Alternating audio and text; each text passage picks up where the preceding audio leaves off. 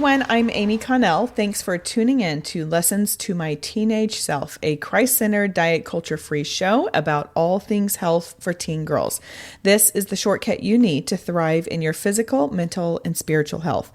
As a personal trainer and nutrition coach, I'm passionate about empowering you to find your best version of health. Each week, we dig into one topic that I wish I had known as a teen. And I have to say, the topic we are covering today is on PCOS, polycystic ovarian syndrome. I have with me today MK Culver to talk about PCOS and really educate us. And when we talk about one lesson I had known as a teen, I have to admit this was not something that was ever even on my radar. However, I did have a college roommate who was dealing with this. And so that was the first time I had heard of it. And I'm just so glad for MK's expertise. So MK, welcome. Thank you so much, Amy. So glad to be here. Tell us first a little bit about yourself, and then I want to get into all things PCOS. Sounds good. So I'm a personal trainer and fitness nutrition specialist, and I'm also in school for holistic health coaching, which is exciting. And I started Madison Kate Coaching a little over a year ago to help women with their health and fitness journey, but specifically women with PCOS, since I had been diagnosed with that back in 2017 and kind of learned how to manage and reverse a lot of my symptoms naturally, which is why I got into doing what I do. And I just wanted to help other women learn what I kind of had to teach myself in a lot of ways over the years. That's a steep learning curve. I mean, I can think of various health things that my family and I have gone through, and it is highly overwhelming. I mean, thankfully we have the internet, but also Dr. Google is not always accurate. And one thing I try and help my kids understand is just because it's on the internet doesn't mean that it is accurate or true. So sure. that is a steep learning curve. Okay, so let's back up a little bit, and I want you to explain what PCOS is. Sounds good. So like you said, PCOS stands for polycystic ovarian syndrome, but the name is actually a little misleading, which I'll talk about in just a second. But PCOS is a metabolic endocrine disorder. So it affects your hormones, it affects your gut health, but it can also affect things like your nervous system, your mood, mental health, all sorts of things. And it's thought that there's really no known cause of PCOS by the medical community, but they think it's partly genetic, partly environmental factors. And I just like to remind people that, you know, we've learned from epigenetics that we can kind of turn up or down the dial on our genetics. So there's a lot of things you can do with your lifestyle and changing your environment that can drastically improve your PCOS symptoms. But like I said, the name can be a little bit misleading because to be diagnosed with PCOS, you only have to have 2 of 3 criteria. The 3 criteria being elevated androgen levels, cystic ovaries, and irregular periods. So you could just have elevated androgens and irregular periods, but not have cystic ovaries and still have PCOS. Or someone could have cystic ovaries and not have PCOS because they don't have the other criteria.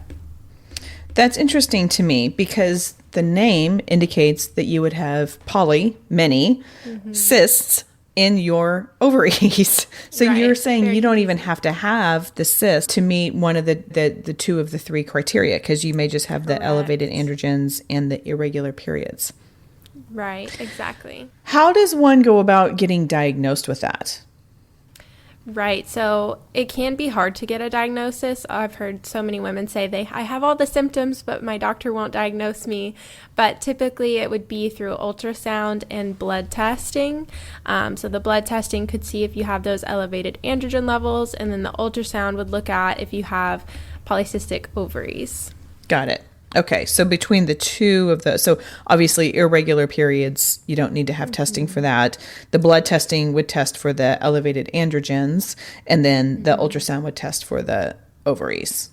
Yes. So as we talk about PCOS, what are some of the more common misconceptions about PCOS that people think that maybe isn't true, or, that you might encounter with your clients or women that you're talking with? Yes, there are so many misconceptions. So I'll try to narrow it down to what I think are the most common ones. A lot of times people are given this diagnosis of PCOS, and then doctors just offer them something like birth control to help regulate their cycle, and then they're just told to come back to me when you want to get pregnant one day. But this doesn't actually get to a lot of those root causes of PCOS, because even though we don't always know what caused it in the first place, there are a lot of things that are commonly off in the body with PCOS. And so it could be chronic inflammation, chronic high cortisol from high stress. There is often imbalanced blood sugar with PCOS. And so there's this misconception with PCOS that, just lose some weight, and so the woman takes that as like, just exercise even more, do even more cardio, and eat less. And sadly, that's what a lot of doctors think to tell women when they're diagnosed, is just eat less and exercise more, and you'll lose some weight, and it'll make everything better. But that actually can cause more harm than good a lot of times. A lot of times women with PCOS are already eating way less than they should be and exercising a ton, but that's causing the high stress, the high cortisol, the high inflammation, and the blood sugar imbalance to be even worse. So when my clients come to me and I figure out if they're over-exercising and under-eating, which is most of the time the case, I help them to get those calories up by adding in more protein, more healthy fats, more veggies, just more of all of the good stuff, whole nutrient-dense foods. And also eating a low glycemic index diet with PCOS really, really helps keep the blood sugar stable throughout the day so that they don't get those really high spikes after eating, which can cause either an energy crash or anxiety after eating. And so keeping that blood sugar balanced is something I think a lot of people still don't really know is even related to PCOS. Sorry, go ahead. Well, those are really good ones. And I can't help myself on this, MK. I can't help myself. But this whole just lose weight, that's not addressing the issue. We have had a lot of conversations on this show, and I know you and I are aligned in this. Your weight in and of itself is not indicative of your health. There are so many things that go along with this. And I talk about this in my book, Your Core Strength, because blood work is one of them. And it's so funny because I grew up and it was always eat less, exercise more, eat less, exercise more. I have yet to really find a good scenario in which that is appropriate, because you're not fueling your body for what it needs, and it will have detrimental effects. So I'm really glad you brought that up, because it kind of doesn't matter what life stage you're in and what your goal is. Right. Even if body comp is a focus, which that's a different discussion for a different day, that's not even necessarily the right answer. So I'm really glad you brought that up. For sure. What about, so you talked about some of these root causes. Mm-hmm. What kind of lifestyle changes have been proven to be the most effective for managing PCOS?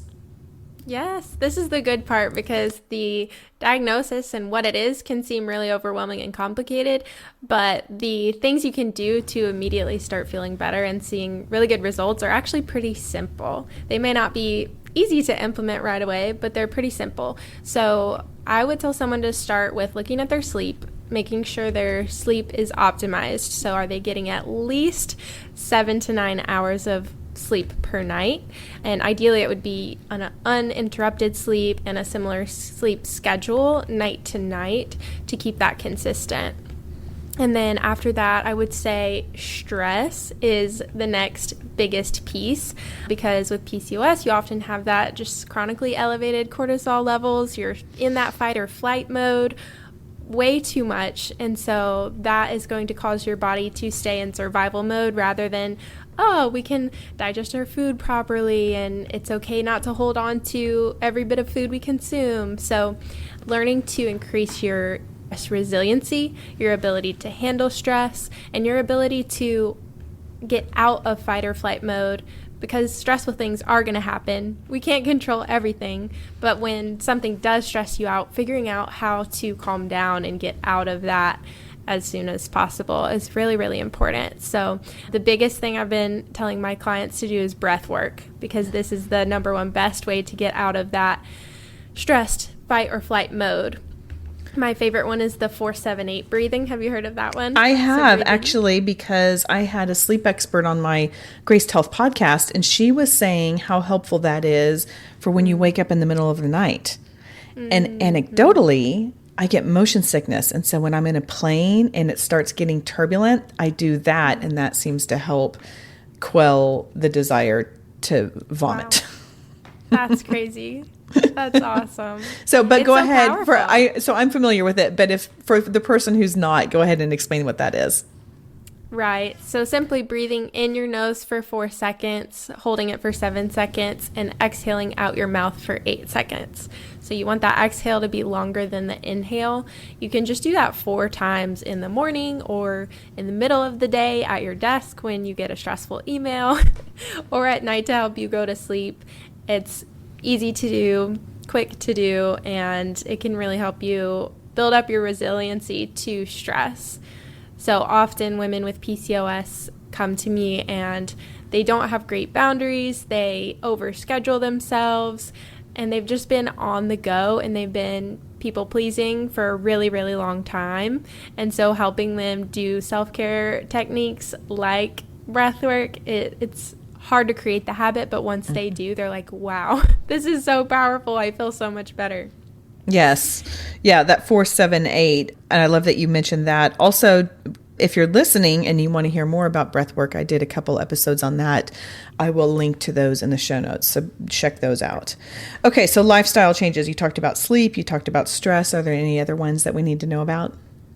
There's a couple others I definitely want to mention that are very powerful.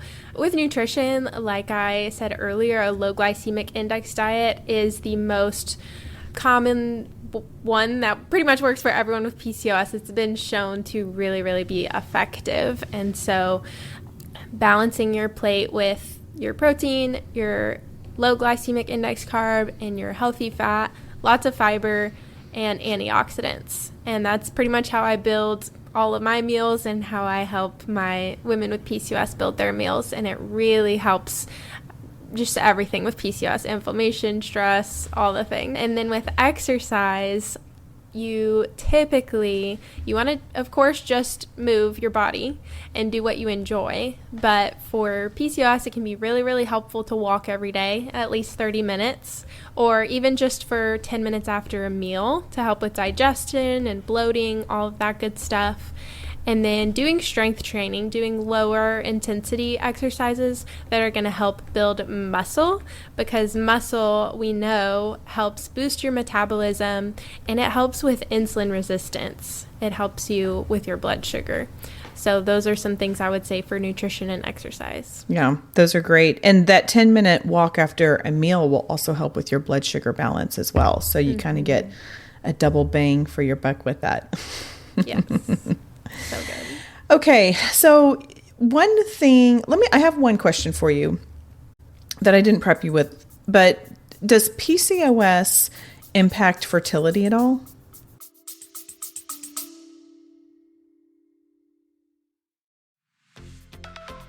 Did you know I have a free discussion guide to my book, Your Core Strength? If you have a small group or a book club that is interested in exploring health from a Christ-centered, diet culture-free perspective, then this discussion guide is just for you. Grab yours for free at gracedhealth.com and click under books and Your Core Strength. You will see it there.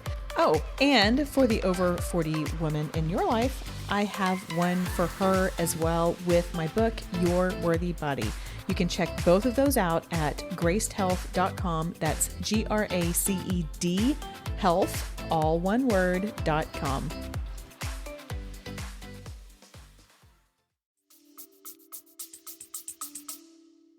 Yes, it can. The kind of most common symptom is irregular periods. And if you have those polycystic ovaries, this is another thing that is a misconception. People think if you have a cyst growing on the outside of your ovary, that's what we're talking about with polycystic ovaries. But it actually is when they do an ultrasound on your ovaries and they're looking inside the ovary at the eggs. The eggs or follicles, they mature and then they're supposed to get released when you ovulate, but they're not released. So they get backed up and eventually your ovary looks like a chocolate chip cookie. This is exactly what they teach doctors in medical school to look for, is chocolate chip cookie ovaries. This is how I was diagnosed. I had chocolate chip cookie ovaries because all of my eggs would mature and then they wouldn't get released when I was supposed to ovulate. So I maybe was having a period here and there irregularly, but for the most part, I was never ovulating. And so you can't get pregnant if you're not ovulating. And so that is something that women with PCOS can struggle with. They can struggle to get pregnant, but it is definitely not impossible. There's definitely a lot of things you can do naturally to help regulate your cycle and help get yourself ovulating regularly so that you can get pregnant. It might just take a little bit of extra time. Okay. And I have to imagine the other thing that goes along with PCOS are kind of some maybe more emotional or mental health challenges of like, why isn't my body doing what it's supposed to be doing? Or I have this diagnosis and I have to make these changes and I'm overwhelmed with this, and who has time for this or whatever. So talk to us about how we can help manage that very real and very understandable aspect of PCOS. Yes, that is such a good question. When I was diagnosed, I didn't really realize the weight of the diagnosis because I had never heard of PCOS and they didn't really explain it to me. But I remember telling my friends, like, yeah, I have PCOS. And they were like, oh my goodness, like, I'm so sorry. And in the moment, I was like, okay, why are you apologizing? It felt weird. But then over the next few months, as I was really in the depths of the symptoms being really bad and then starting to research what all I needed to do to help kind of manage this diagnosis, it did get really overwhelming. And I definitely had that feeling of, why isn't my body working like it should be? Why is my body, broken or fighting against me, is how it can feel sometimes. And then also if you struggle with comparison to, your college roommate who can eat whatever she wants and she's still a stick, and you feel like, if I look at a piece of cake, I'm going to gain weight. So there's a lot of body image issues with PCOS due to the trouble to maintain your weight. And even you can have like unwanted hair loss and hair growth. And I remember standing in the shower with my hair just coming out, thinning, and I was like, God, the only thing I like about myself still is my hair. Like, don't do this to me. But since then, thankfully, I have been able to reverse and manage my symptoms well. And what's kept me through it all is remembering the future. And I want to be healthy when I'm 80, 90 years old. And PCOS has taught me about holistic health now. And it's taught me about preventative natural ways to take care of myself that I wouldn't have known otherwise. So for me, I was able to get to a place of, I'm thankful for my PCOS diagnosis and all that it's taught me, because I really have been able to learn how to prioritize healthy boundaries and to prioritize self-care, and even prioritizing, stress management and mental health, because it's all connected. It all goes together.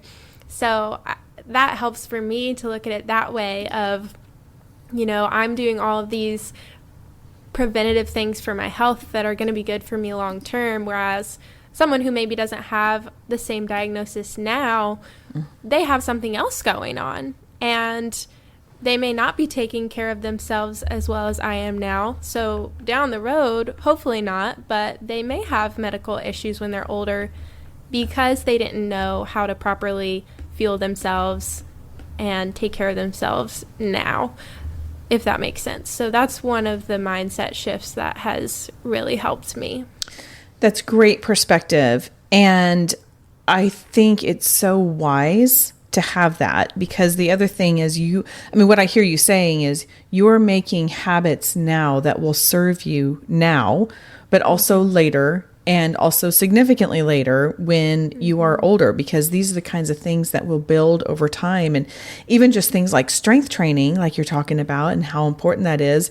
So for me, in my age group, we're talking about osteoporosis. We're talking about spinal health. Well, you know when the best time to do that is? In your 20s is start to strength train and really build your bone density. And so you're building this foundation that will serve you well, so you can, I use the words feel and function well, but that way, we haven't even talked about God in this conversation, but this is a faith-based podcast. And so that way you can do the things that God is wanting you to do in your perfectly designed body, even though you're still working through some things. So those habits, I love that perspective shift, because that it will serve you well in the long run. And I say you collectively. So if you're listening, I'm not only just talking to MK, but I love that. And I also think that that's not a toxic positivity, but it's having a joyful outlook on something that can be challenging.